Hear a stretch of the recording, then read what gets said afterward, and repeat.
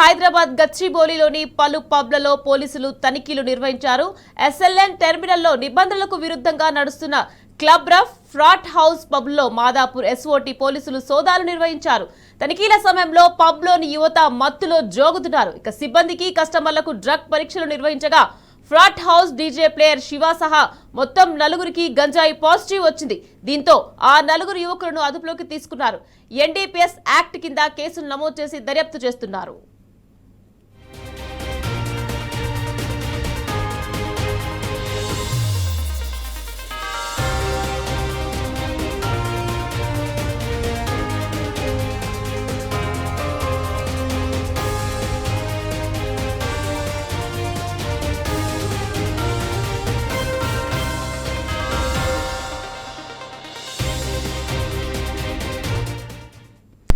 హైదరాబాద్ గచ్చిబౌలిలోని పలు పబ్లలో పోలీసులు తనిఖీలు నిర్వహించారు. ఎస్ఎల్ఎన్ టెర్మినల్లో నిబంధనలకు విరుద్ధంగా నడుస్తున్న క్లబ్ రఫ్ ఫ్రాట్ హౌస్ పబ్లలో మాదాపూర్ ఎస్ఓటీ పోలీసులు సోదాలు నిర్వహించారు.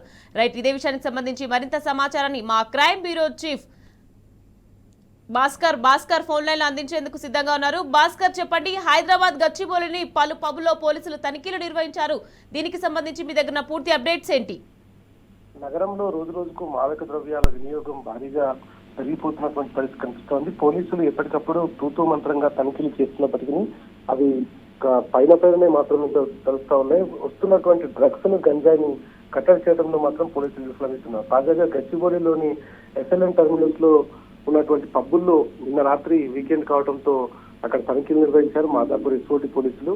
దాంట్లో ఉన్నటువంటి క్లబ్ రోతో పాటు ఫ్లాట్ హౌస్ పబ్ లో తనిఖీలు నిర్వహించిన సందర్భంలో ఎవరైతే అక్కడ డీజేగా ఉన్నారో ఆ డీజేతో పాటు మరో నలుగురికి గంజాయి పాజిటివ్ వచ్చింది. ప్రస్తుతానికి ఎన్డీపీఎస్ యాక్ట్ పైన కేసు నమోదు చేశారు పోలీసులు. అయితే ఈ ఎక్కువగా కూడా మనం ఈ పబ్స్ లో చూసినట్టయితే డీజేస్ ఎవరైతే ఉంటారో ఆ డీజేస్ రెగ్యులర్ గా గంజాయి తీసుకోవడంతో పాటు వాళ్ళు ఇంకా కొంతమందిని విక్రయించడం కొంతమందికి ఇది అమ్మకం జరపడం కూడా జరుగుతున్నటువంటి పరిస్థితి కనిపిస్తోంది.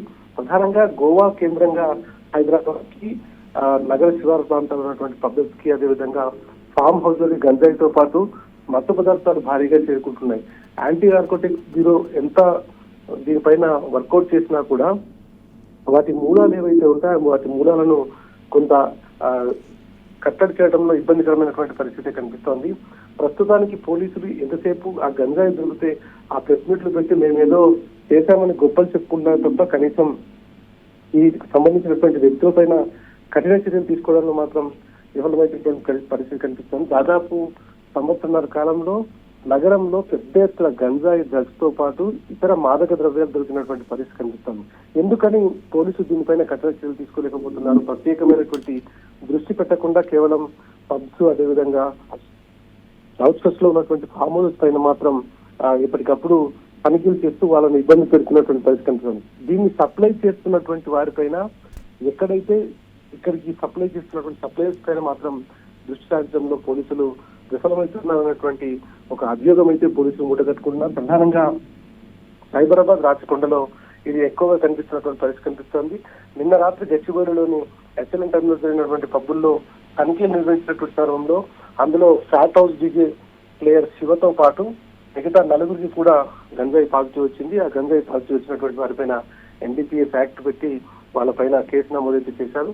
మిగతా ఇట్లాంటి తనిఖీలు రెగ్యులర్ గా చేయడం, ఎక్కడి నుంచి అయితే మన రాష్ట్రానికి చేరుకుంటున్నాయో వాటిని అక్కడి నుంచే రాకుండా పూర్తిగా ఒక ప్రత్యేకమైనటువంటి దృష్టి సారించి దీనిపైన చర్య తీసుకుంటే తప్ప దీన్ని కట్టడి చేయడంలో మాత్రం ముందుకు వెళ్ళేటువంటి పరిస్థితి కనిపించడం లేదు. ప్రస్తుతానికైతే దీనికి సంబంధించి ఇంకా పోలీసులు అధికారికంగా ఒక ప్రెస్ నోట్ అయితే రిలీజ్ చేయాల్సిన అవసరం కనిపిస్తోంది. నిన్న రాత్రి జరిగినటువంటి తనిఖీల్లో మాత్రం మొత్తం నలుగురికి గంజాయి పాజిటివ్ వచ్చినట్టుగా తెలుస్తోంది.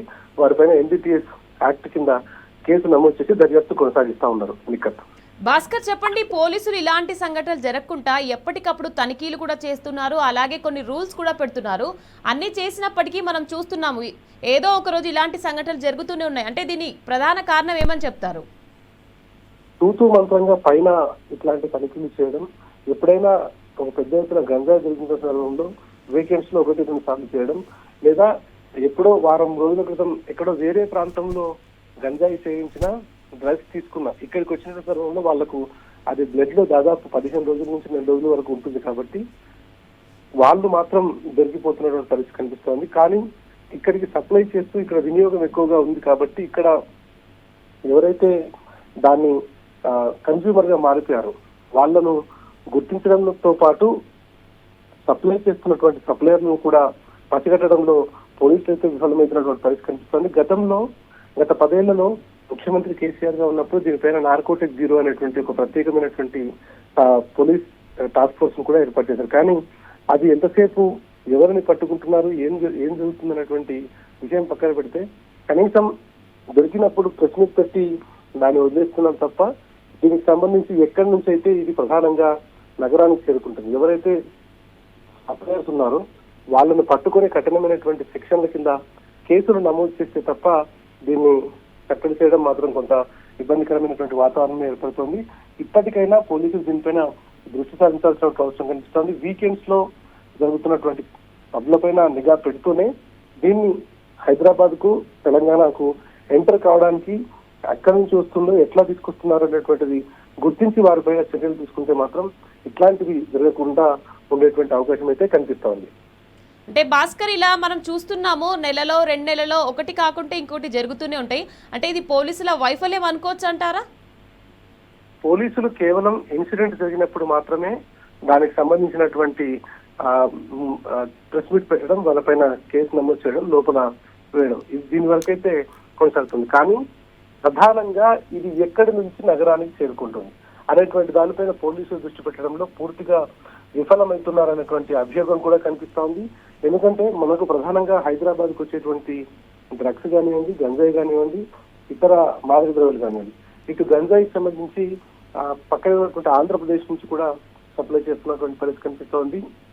బై రోడ్ లో వైజాగ్, అరకు నుంచి వస్తున్నటువంటి ప్రాంతాల నుంచి పెద్ద ఎత్తున గతంలో రాచకొండ పోలీసులు వాళ్ళకు వచ్చినటువంటి సమాచారం మేరకు పట్టుకున్నారు. కానీ ఇటు డ్రగ్స్ కి సంబంధించి గోవా నుంచి, ముంబై నుంచి ఇక్కడికి వస్తున్నటువంటి సందర్భంలో వాళ్ళ దగ్గర బై రోడ్ వాళ్ళు అంటే ఎయిర్పోర్ట్ లో ఇతర వేలో కొంత ఇబ్బందికరమైనటువంటి వాతావరణం ఉంటుంది. తనిఖీలు ముమ్మరంగా ఉంటాయి కాబట్టి ట్రైన్ లో కానీ, లేదంటే బస్ లో కానీ, లేదంటే బై రోడ్ లో వచ్చేటువంటి సందర్భంలో పెద్ద ఎత్తున నగరానికి తరలిస్తున్నటువంటి అనుమానాలు కూడా ఉన్నాయి.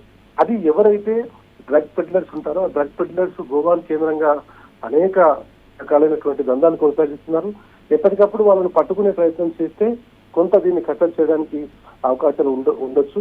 ఎందుకంటే పూర్తిగా యువత వాళ్ళ కాలేజెస్ నుంచి మొదలుకుంటే సాఫ్ట్వేర్ ఇండస్ట్రీ వరకు, డాక్టర్ల నుంచి మొదలుకుంటే ఇంజనీర్ల వరకు, చివరికి స్కూల్లో సైతం గంజాయి వాడకం పెరిగిపోతున్న పరిస్థితి కనిపిస్తుంది. దీన్ని కంట్రోల్ చేయలేకపోతే పూర్తిగా ఉల్టా పంజాబ్ టైపు మనం కూడా పంజాబ్ స్టేట్ లాగా అయ్యేటువంటి అవకాశం ఉంటుంది. పోలీసులు ఇప్పటికైనా దీనిపైన ప్రత్యేక దృష్టి సారించి వాటి మూలాలను కనుక్కొని అక్కడే దీన్ని కట్టడి చేస్తే బాగుంటుందనేటువంటి అభిప్రాయం అయితే వీళ్ళు అడుగుతాను ఇక్కడ.